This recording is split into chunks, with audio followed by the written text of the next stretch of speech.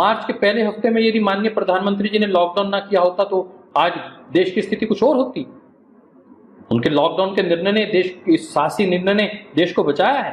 परंतु मैं इस बात को भी हृदय से स्वीकार करना चाहता हूं, परम श्रद्धेय स्वामी जी और परम श्रद्धेय आचार्य श्री ने वो तप और पुरुषार्थ किया। मार्च के पहले हफ्ते में ही दूसरे हफ्ते के चलते चलते अश्वगंधा आधारित, गिलोय आधारित मेडिसिन की घोषणा कर दी। उन्होंने बहुत दृढ़ता के साथ कहा कि यदि हम एलोपैथ की बात करते हैं निश्चित रूप से उसको स्वीकार करिए, परंतु हम एविडेंस बेस्ड बात कर रहे हैं कि यदि हमने एनिमल ट्रायल कर लिया है, अश्वगंधा और गिलोय ये कोविड-19 के वायरस को रक्त में अंदर एंटर करने से रोकता है, इम्यूनिटी बूस्टर का काम करता है। जब ये घोषणा की, सारा का सारा विश्व अचंभित हो गया। अरे हम तो बात कह रहे थे कि हमारे पास कोई मेडिसिन नहीं है, परंतु एक बाबा गुरुकुल के पढ़े हुए, एक आचार्य, एक योगिक, एक सन्यासी कह रहे हैं कि मेरे पास औषधि है। पूरा एमएनसीज, पूरी फार्मा कंपनियां एकजुट हो गई, पतंजलि योगपीठ के खिलाफ खड़ी हो गई। दोस्तों, आज हमारे पास टेस्टिमोनियल्स हैं, लोग सामने प्रमाण दे रहे हैं वीडियो बनाकर कि हम 5 दिन में ठीक हो गए, 7 दिन में ठीक हो गए, 3 दिन में ठीक हो गए, कोरोनिल का प्रयोग करके। आज हम बात करते हैं क्या है उस कोरोनिल में, क्या कैसे काम कर रहा है वो। श्रद्धेय स्वामी जी महाराज के योग और आयुर्वेद का प्रयोग करके लोग कैसे स्वस्थ हो रहे हैं, इम्यूनिटी आखिर कहां से बन रही है, इसको जानने का हम प्रयास करते हैं। ये कोरोनिल, ये दिव्य अनुतेल, आप जो लोग बाहर जाते हैं, काम करते हैं, दोस्तों आपको अपने परिवार की चिंता है। हर रोज आप इस तनाव से जाते हैं कि हम बाहर जा रहे हैं, कहीं कोई रोग लेकर घर ना आ जाए, और ये तनाव होना जायज है। इस सब के बीच में श्रद्धेय स्वामी जी महाराज ने, श्रद्धेय आचार्य श्री ने यह अनुतेल बनाकर दिया है। और जब आप बाहर से अंदर आए तो रात्रि को आप नासिका में ये अनुतेल डाल लें, सुबह खाली पेट श्वासारी ले लें, खाना खाने के बाद कोरोनिल ले लें, कोई रोग आपके आसपास नहीं आ सकता। इस बात का विश्वास करके मास्क डालें, सोशल डिस्टेंसिंग का पालन करें, समय समय पर हाथ धोएं, यह भी निश्चित रूप से करना पड़ेगा। परंतु औषधीय दृष्टिकोण से, इम्यूनिटी बूस्टर के दृष्टिकोण से आप इनका प्रयोग करें और आपको लाभ होगा, 100% लाभ होगा। लंग्स की इंफेक्शन में हाईली इफेक्टिव है श्वासारी बटी। चलिए बात करते हैं, योग से शरीर की आंतरिक शक्ति का वर्धन होता है, शरीर अपने बाहर के रोगों से लड़ने के लिए तैयार हो जाता है। हम इसकी बात करते हैं, जो हमारी आहार है वो क्या काम करता है। हमने कहा योग से हमारी इम्यूनिटी बढ़ती है, कैसे बढ़ती है उसके विषय में बात करेंगे। आहार से हमारी इम्यूनिटी कैसे बढ़ती है इसकी चर्चा कर लेते हैं। आयुर्वेद में कहा गया कि आहार, निद्रा और ब्रह्मचर्य ये हमारी शक्ति के, हमारे शरीर के, हमारे स्वास्थ्य के उपस्तंभ हैं। These are the 3 pillars of our health. आहार, निद्रा और ब्रह्मचर्य। यदि आपका आहार सात्विक है तो आपको कोई रोग नहीं हो सकता साहब। इतनी बड़ी गारंटी आयुर्वेद के आचार्य, हमारी ऋषि परंपरा दे रही है। इसके आगे यदि हम बात करें, आहार के बाद यदि हम बात करें इम्यूनिटी की बात, इम्यूनिटी 2 प्रकार की होती है। एक इम्यूनिटी तो है प्राकृतिक इम्यूनिटी, जो शरीर आपके रोगों को रोकने की काम करता है। हमने कहा कि मल्टी सेलुलर ऑर्गन है आपकी बॉडी, कई सेलों का, अरबों सेलों के संयोग से आपका शरीर बना है। एक सेल नहीं है पूरा आपका शरीर। 1.37 ट्रिलियन सेल्स हैं आपकी बॉडी में, और हर सेल को, इन खरबों सेल्स को, हर सेल को ऑक्सीजन चाहिए, हर सेल को ग्लूकोज चाहिए, हर सेल को विटामिन चाहिए, हर सेल्स को मिनरल्स चाहिए।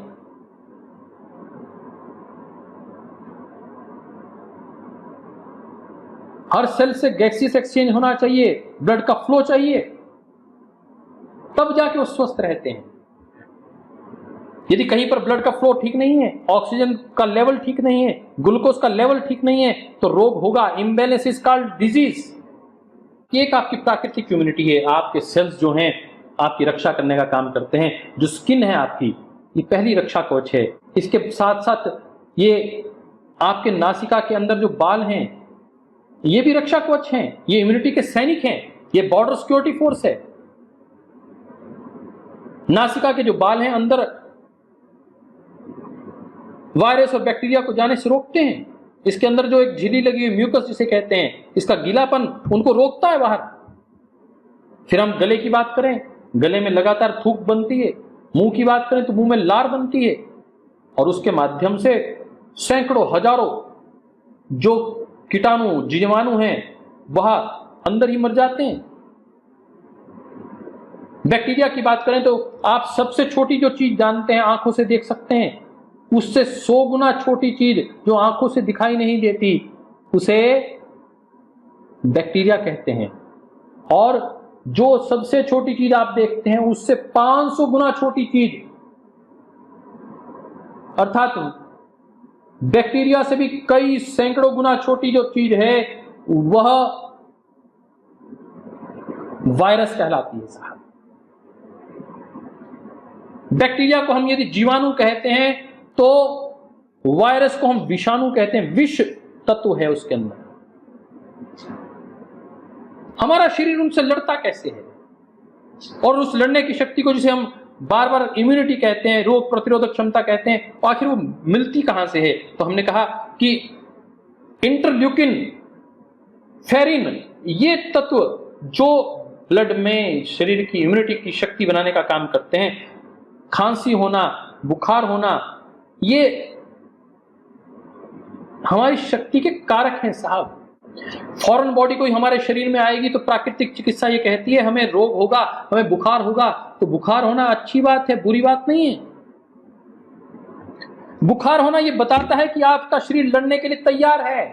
अंदर रोग आया है, कोई कीटाणु आया है, कोई जीवाणु आया है, कोई विषाणु आया है और आपका शरीर उससे लड़ाई कर रहा है। अंदर गर्मी को पैदा, हीट जनरेट करके उसको मारने की कोशिश कर रहा है। परंतु बहुत देर तक यदि वो बुखार नहीं उतरता, अर्थात इसका मतलब कि विषाणु हावी हो रहा है, जीवाणु हावी हो रहा है, आपका शरीर ढीला पड़ रहा है, तब आपको बाहर से कुछ एडाप्टिव इम्यूनिटी की आवश्यकता पड़ेगी साहब। एंटीबॉडीज बनाता है, उस तत्व को खत्म करने की प्रक्रिया आरंभ हो जाती है उस बैक्टीरिया, उस वायरस के खिलाफ। जब वायरस या खतरनाक वाहन खत्म हो जाता है तो शरीर की रोग प्रतिरोधक क्षमता उसे याद कर लेती है। मेमोरी की भी उसमें शक्ति है। कुछ सेल्स ये हैं जो एडॉप्टिव इम्यूनिटी में बैक्टीरिया को, वायरस को जकड़ने का काम करते हैं, उसे बी सेल्स कहते हैं। और टी सेल्स इम्यूनिटी के, उनके विषय में हम चर्चा करेंगे। तो यदि हम बड़ी बात करें, जो खराब रक्त कोशिकाएं हैं वो खत्म कहां से होंगी? जो रोग से युक्त हो चुकी हैं उनको बाहर निकालने का काम जो लिम्फेटिक अंग है, इस लिम्फोसाइट्स जिसे हम कहते हैं, WBCs कहते हैं, ये कहां बनती हैं सबसे ज्यादा? वो बनती हैं, यह पेट है साहब, उधर दाईं ओर लीवर है, बाईं ओर पेट के तरफ यदि हम नीचे देखेंगे तो यह जो अंग है सी टाइप का, ये स्प्लीन है। और ठीक लगभग वैसा ही सी टाइप का जो स्प्लीन है वैसा ही WBC होते हैं। WBC की सबसे ज्यादा प्रोडक्शन यहां हम मान के चल रहे हैं और लीवर के माध्यम से, बाइल डक्ट्स के माध्यम से, गॉल ब्लैडर के सिक्रीशंस के माध्यम से ये हमारी इम्यूनिटी की सारी प्रक्रियाएं चल रही हैं। और पेनक्रियास जैसे हमारी इंसुलिन की सिक्रीशन, हार्मोन की सिक्रीशन करता है। जब आपको बहुत ज्यादा आपके अंदर इंफेक्शन हो जाएगी तो आप देखेंगे कि स्प्लीन बढ़ जाएगी है। तो WBC की हम बात कर रहे हैं। नेक्स्ट हम बात करें तो स्प्लीन के बाद जो बड़ा भाग है, स्प्लीन की हम बात कर रहे थे, फिर हमने स्प्लीन की इस पेट के बाईं ओर हम देखते हैं स्प्लीन है, और उसके बाद हम बात करते हैं ये देखिए, ये लीवर है, ये गॉल ब्लैडर है, ये स्प्लीन, यहां ये स्टमक है।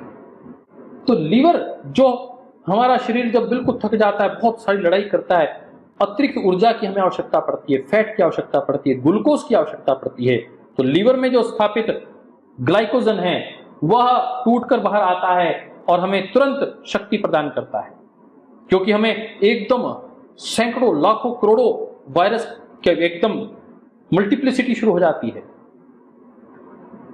और वैसी उतनी शक्ति में हमें WBC बनाने पड़ेंगे। ग्लूकोज एनर्जी हमें चाहिए होगी, वो शक्ति हमें प्रदान करता है लीवर। ये लीवर की लेफ्ट लोब राइट लोब के विषय में भी बात करने का विषय नहीं है, फिर कभी हम इसके विषय में चर्चा करेंगे, परंतु लीवर से हमें ग्लाइकोजन, हमारी ग्लूकोज की आपूर्ति होती है, ऊर्जा की आपूर्ति होती है। हम लीवर और गॉल ब्लैडर की बात कर चुके, स्टमक की बात कर चुके। नेक्स्ट अब हम बात करते हैं कि बोन की एनाटॉमी की। फिर सबसे ज्यादा यदि WBC पैदा होते हैं तो कहां पैदा होते हैं? बोन मैरो में। शरीर में मौजूद जो हड्डियां होती हैं उसके अंदर एक पीला उत्तक पाया जाता है, इसे येलो मैरो कहते हैं। ये येलो मैरो जो है, यदि हम इसका कॉम्पैक्ट बोन निकाल लें तो यह ब्लड स्टेम सेल्स RBCs और WBCs यहां पैदा होते हैं। ये बोन मैरो स्पॉन्जी जो बोन कंटेन्स रेड मैरो और ये येलो मैरो। तो blood vessels in bone marrow, ऐसे ही ये ब्लड वेसल्स होती हैं, यहां से रक्त बन रहा है, कणिकाएं बन रही हैं और इसके माध्यम से फिर वो रक्त में जा रही हैं। लिम्फोसाइट्स जिसे हम WBC कहते हैं, छोटी सफेद रक्त कणिकाएं होती हैं, उसकी हम बात करते हैं। जैसे हमने कहा ब्लड के जो 4 कंपोनेंट होते हैं, ब्लड स्टेम सेल्स के साथ बात करें तो RBC, WBC और प्लेटलेट्स। तो ये बोन एनाटॉमी में हमने देखा कि ये नर्व्स जा रही हैं, ब्लड वेसल्स जा रही हैं और इसमें वह तत्व WBC फॉर्म में हो रहे हैं। अब ये येलो मैरो में ये कन्वर्शन चल रहा है। प्लेटलेट्स क्या करते हैं? प्लेटलेट्स कहीं ब्लीडिंग हो जाए, उस ब्लीडिंग को रोकने का काम करते हैं। आपके मुंह में आपने देखा होगा, हाथ पर चोट लग जाए, पांव पे चोट लग जाए, 30 सेकंड में, 1 मिनट में अपने आप ब्लीडिंग बंद हो जाएगी। आप यदि उसको दबा के रख लेंगे, छोटा घाव होगा तो अपने आप बंद हो जाएगी। वो किससे होती है? वो प्लेटलेट के कारण होती है। और दूसरा बड़ा काम करता है RBC, जो ऑक्सीजन को लेकर पूरी शरीर में लेके जाता है। परंतु जो WBC है, ये जो किडनी शेप्ड व्हाइट सेल्स हैं, यह इंफेक्शन से बचाने का काम करते हैं। तो हमने ब्लड वेसल्स की बात की। तो हम यदि बात करें मोटे तौर पर कि यदि 100 ml रक्त में मान लें तो 100 ml रक्त में 55% तो प्लाज्मा होगा, जो उसका लिक्विड पार्ट है। तो liquid part is called plasma, और उसमें शरीर में रोगों से लड़ने की जो ताकत रखने वाले कण है प्लेटलेट और WBC, वह 0.01%, व्हाइट ब्लड सेल्स 4%, RBCs 41%। अब हम बात करें तो ये व्हाइट ब्लड सेल्स में लिम्फोसाइट्स, बेसोफिल, स्नोफिल, मोनोसाइट, न्यूट्रोफिल, ये सारे मिलाकर यदि हम बात करें तो ये 4% हैं। ये एलर्जी हो जाए तो इनकी संख्या बढ़ जाती है, इन्फेक्शन हो जाए तो इसकी संख्या बढ़ जाती है। तो हमने बात की अभी कि RBC, WBC, प्लेटलेट्स की अभी हमने चर्चा की। और हम बात करते हैं इस WBC में 2 प्रकार के बड़े सेल्स होते हैं, एक होता है T सेल और एक होता है B सेल। ये उस इम्यूनिटी की रक्षा करने का काम करते हैं। जो छोटी सफेद रक्त कणिकाएं हैं, इसमें सबसे पहले जो B सेल्स होते हैं, जो एंटीबॉडीज बनाकर बैक्टीरिया और विषैले जो वायरस पदार्थ होते हैं उसके तत्व को खत्म करने का काम करते हैं। और जो दूसरे T सेल्स होते हैं वह संक्रमित कोशिकाओं को, कैंसर ग्रस्त जो कोशिकाएं हैं, उनको डिस्ट्रॉय करने का काम करती हैं। तो B सेल्स एंटीबॉडीज बनाने का काम करते हैं और T सेल्स जो संक्रमित सेल हैं उनको तोड़कर, उनको नष्ट कर जो बिल्कुल डैमेज सेल्स हैं उनको बाहर निकालने का कार्य करती हैं। इसी तरह बहुत सी ऐसी हेल्पर और बहुत से सेल्स होते हैं जो इस इम्यूनिटी का कारक बनते हैं। तो हमने कहा ल्यूकोसाइट्स जो होते हैं, जिसको मैंने मोटे तौर पर WBC के रूप में बात की, वहां कहां बनते हैं? हमने कहा स्प्लीन में बनते हैं, बोन मैरो में बनते हैं, और एक बड़ी ग्रंथि यहां गले में होती है, थाइमस। यहां गले में, उसमें एंटीबॉडी का वो मेंटेन करने में, संतुलन करने में उसकी बड़ी भूमिका रहती है। अब हम बात करें तो हमें यह पता चल गया कि लीवर स्प्लीन और बोन मैरो, ये हमारे शरीर की रक्षा करने के सेल्स का निर्माण करते हैं। जो पूरी जो साइटोटॉक्सिक स्थिति बन जाती है, ट्यूमर बन जाए या कोई रोग हो जाए, तो उसमें मेमोरी का काम भी करते हैं। एक बार यदि एंटीबॉडीज बी सेल्स ने बना दी तो याद रख लेती हैं कि अगली बार जब वो वायरस आएगा फिर उसको पनपने ही नहीं देते, वो शुरुआत में ही तुरंत अपनी बॉर्डर सिक्योरिटी फोर्स कमांडो को खड़ा कर देते हैं और तुरंत उस रोग को समाप्त कर देते हैं। तो हमने देखा कि बी सेल्स और टी सेल्स अब ऑटो इम्यून सिस्टम पे काम करते हैं, ऑटोमेटिकली काम करते हैं। जैसे जैसे आवश्यकता होती है, रोग अंदर हो गया, आपके शरीर का ब्रेन उसको एक ट्रिगर करता है और वह अपनी एक्टिविटी शुरू कर देते हैं। और अब वो मेमोरी भी रखते हैं। एक व्यक्ति को यदि कोविड हो गया है तो वो उसके अंदर एंटीबॉडीज बन जाती हैं यदि वो रिकवर कर गया है। तो किसी और व्यक्ति को यदि रोगी कोई हो जाए तो वो उसको प्लाज्मा डोनेशन करता है, एंटीबॉडीज डोनेट कर सकता है ताकि उसको लड़ने की क्षमता और बढ़ सके। कोई व्यक्ति ऐसा है जो स्वयं जिसकी एंटीबॉडीज अच्छी नहीं बन रही हैं, उसको प्लाज्मा डोनेशन किया जाता है। आपने देखा होगा बचपन में आप लोगों को 3 इंजेक्शन लगते हैं, बीसीजी का इंजेक्शन लगता है, टेटनस का इंजेक्शन लगता है, पोलियो की मुंह में ड्रॉप डाली जाती है। ये क्या है? ये एक्टिव कंपोनेंट्स हैं। वायरस लोड आपके मुंह में डाला गया है, एक्टिव वायरस डाला गया है, शरीर उसके खिलाफ अपनी ताकत खड़ी करता है। हल्का बुखार होता है तो बुखार होना अच्छा है, वो बता रहा है कि जो आपने अंदर वायरस भेजा था, शरीर ने उसके खिलाफ अपनी एंटीबॉडीज बनाने के लिए अपने तंत्र को विकसित करना शुरू कर दिया है। दोस्तों, आज भारत बचा है तो अपनी इम्यूनिटी के कारण बचा है। इम्यूनाइजेशन अच्छा है। एलोपैथी की बहुत बड़ी यह साइंस है, रिसर्च है। प्लेग हो गया, गाय में, अन्य पशुओं में रोग को पैदा किया गया, उन्होंने जो एंटीबॉडीज बनाई उस एंटीबॉडीज को लोगों के जीवन में भेजा गया, उनको इंजेक्शन लगाए गए, लोगों में इम्यूनिटी डेवलप हो गई। अब आने वाला जो इम्यूनिटी के लिए आप इंजेक्शन की इंतजार कर रहे हैं, उसमें क्या होगा? उसमें यही होगा कि उस कोविड वायरस को जिंदा एक व्यक्ति में डाला जाएगा, एक कुछ पशुओं में डाला जाएगा, वहां पर वो एंटीबॉडीज डेवलप होंगी, उस एंटीबॉडीज को इकट्ठा किया जाएगा और आपके शरीर में लगा दिया जाएगा ताकि आपकी रोग प्रतिरोधक क्षमता बनी रहे। हो सकता है वो 1 साल के लिए बनी रहे, हो सकता है वो जीवन भर के लिए बनी रहे। ये आने वाले आविष्कार का, एक रिसर्च का विषय है, परंतु तरीका यही है। बी सेल्स ही वो एंटीबॉडीज तैयार करने का काम करेंगे, टी सेल्स उनको मारकर बाहर निकालने का काम करेंगे, डिस्ट्रक्शन का काम करेंगे। तो ये जो डब्ल्यूबीसी के बी और टी सेल्स हमारी इम्यूनिटी के मूल कारक तत्व हैं और वो पैदा हो रहे हैं बोन मैरो में, स्प्लीन में, थायमस में, और हमें हेल्प कर रही है पीछे लीवर। आइए नेक्स्ट, अब इसमें कौन कौन से आसन करने? ये आसन, ये देखिए, ये यहां पर आपका लीवर है, उसमें लाभ करता है यह कोबरा पोज, जिसे भुजंग आसन कहते हैं। नेक्स्ट, ताड़ासन, आपकी पूरी जो हड्डियां हैं उनको तनाव देने का, स्ट्रेचिंग करने का काम करता है ताकि उन हड्डियों में जहां पर ये टी सेल्स बनने हैं वहां एक्टिविटी हो सके। नेक्स्ट, उष्ट्रासन, आपके जो चेस्ट पार्ट है उसको स्ट्रेंथ प्रदान करता है, उसको इफेक्ट प्रदान करता है, शक्ति, पावर प्रदान करता है और पूरा शरीर खिंचाता है। ऐसे ही लंग्स की एक्टिविटी गोमुख आसन में, पीछे हाथ जब आप पकड़ते हैं यहां से चेस्ट खिंचती है, यहां से चेस्ट खिंचती है, तो लंग्स की एक्टिविटी के लिए हाई बहुत ही कारगर है। नेक्स्ट, यह है शवासन।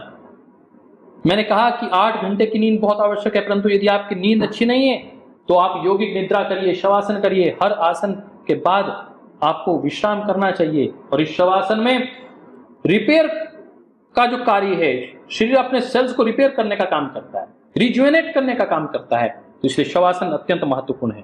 परंतु ये बहुत कठिन आसन है। योग निद्रा, इसके विषय में बहुत गहनता से, बहुत वैज्ञानिक एक प्रक्रिया है। 30-40 मिनट की इस योगिक प्रक्रिया में 3 से 4 घंटे का आपको शारीरिक और मानसिक स्वास्थ्य का लाभ प्राप्त होता है। Kapalbhati pranayama, the king of all the pranayamas. इससे क्या होगा? ये आपकी स्पाइन पर काम करेगी। स्पाइन में क्या है साहब? स्पाइन में सेरिब्रोस्पाइनल फ्लूइड है, CSF है। जो वीर्य तत्व हम जिसे मानते हैं, जिसे हम ओज मानते हैं, वो सेरिब्रोस्पाइनल फ्लूइड है, जो कपालभाति करते हुए, श्वास लेते हुए टेलबोन से ब्रेन तक CSF जाता है, श्वास प्रश्वसन करते हुए ब्रेन से टेलबोन तक श्वास वापस निश्वास की भांति जाता है। कपालभाति आप देखेंगे कि पेट की एक्टिविटी हो रही है, लीवर एक्टिवेट हो रहा है, स्प्लीन एक्टिवेट हो रहा है, इससे बनता है T सेल्स, इससे बनते हैं B सेल्स, इससे बनते हैं WBC, जो इम्यूनिटी के कारक हैं, जो आपके शरीर में रोग प्रतिरोधक शक्ति को बढ़ाते हैं। आइए, यदि आप अपनी रोग प्रतिरोधक क्षमता बढ़ाना चाहते हैं, WBC बढ़ाना चाहते हैं, अपने लीवर स्प्लीन को एक्टिवेट करना चाहते हैं, तो कपालभाति करें।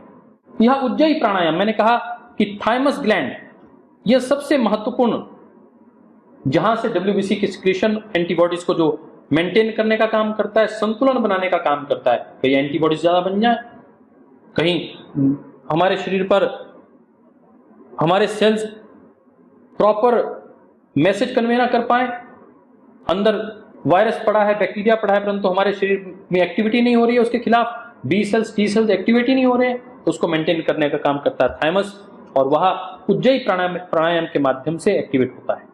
नेक्स्ट,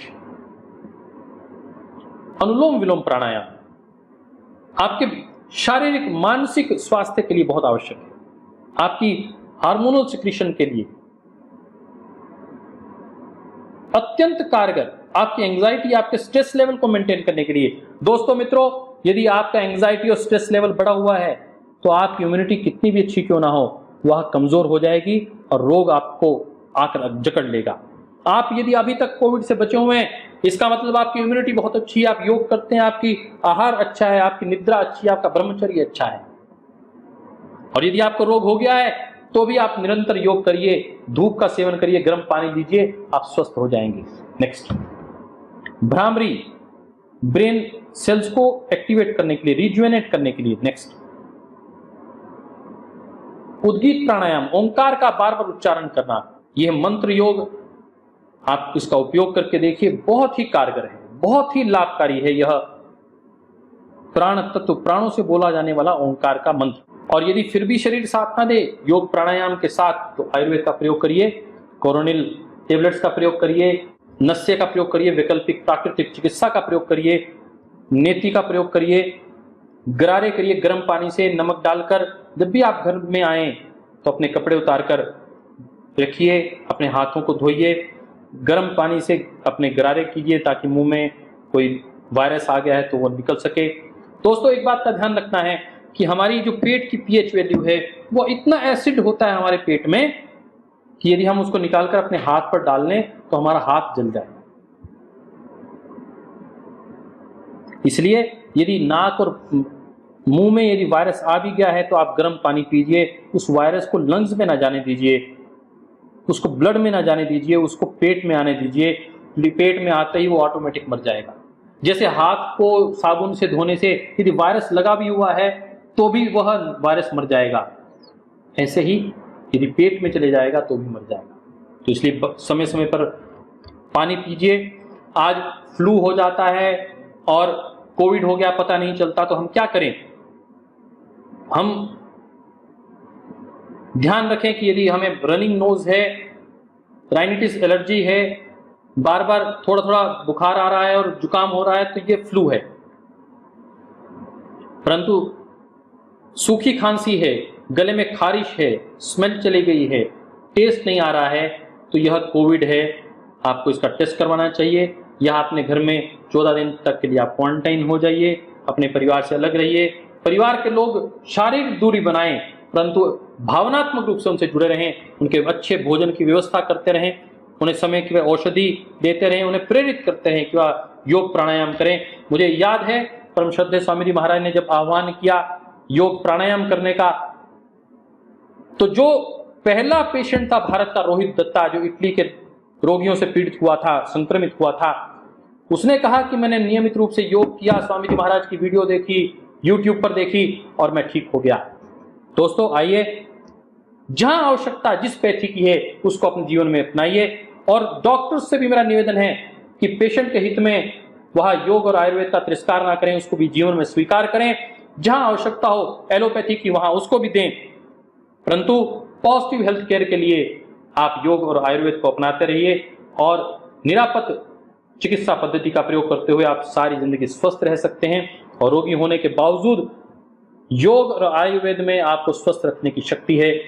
डॉक्टर मनोज मित्तल जी हैं, बहुत शालीन साथी हैं हमारे, पतंजलि योगपीठ के संरक्षक सदस्य के रूप में, हमारे वहाँ संस्था के ट्रस्ट के मेंबर भी हैं और बहुत स्वयं एक यौगिक जीवन शैली को जीते हैं, स्वयं योग करते हैं, प्राकृतिक चिकित्सा को अपनाते हैं। जगदम्बा बेबी केयर के सभी साथियों का, साहिल जी का, जिन्होंने आज मुझे आपके साथ जोड़ने का अवसर प्रदान किया, उनका मैं हृदय से आभार ज्ञापित करता हूं। और आप सब लोगों ने इस वार्ता में यदि आपके कोई प्रश्न हो तो आप मुझे फेसबुक पे लिख सकते हैं, स्वाभिमानी न्यूमेरिकल 1 मेरा ट्विटर हैंडल है, उस पर आप लिख सकते हैं, मुझे मेल कर सकते हैं जयआर्या JAIARYA 1973@gmail.com, इस पर आप मुझे सहयोग कर सकते हैं। आजकल हरियाणा योग परिषद के चेयरमैन होने के नाते भी हम निरंतर कई प्रक्रियाएं कर रहे हैं। कोविड-19 के दृष्टिकोण से हमने योग का प्रोटोकॉल तैयार किया है, बहुत जल्दी माननीय स्वास्थ्य मंत्री श्री अनिल विज जी से हमने निवेदन किया है, उसको हम लॉन्च करेंगे। आपको कितना योग करना चाहिए, केवल मात्र आधा घंटा, जो माननीय प्रधानमंत्री जी उस फिट इंडिया मूवमेंट के अंतर्गत कह रहे थे, फिटनेस की डोज आधा घंटा हर रोज, यदि हमने इसको जीवन में अपना लिया, तुलसी आयुर्वेदिक काढ़े को यदि हमने जीवन में अपना लिया और धूप में बैठना स्वीकार कर लिया, आज हम देखते हैं बहुत बड़ा कारण है, यदि आप रोग मुक्त रहना चाहते हैं तो 1 से 2 घंटे तक धूप में बैठना शुरू करिए। इतनी बात कहते हुए आपसे विदा लेते हैं। आप सबका बहुत बहुत हृदय से आभार, पुनः आपका अभिनंदन करते हुए डॉक्टर जयदीप आर्या, पतंजलि योगपीठ हरिद्वार से आपको बहुत बहुत प्रणाम करता हूं।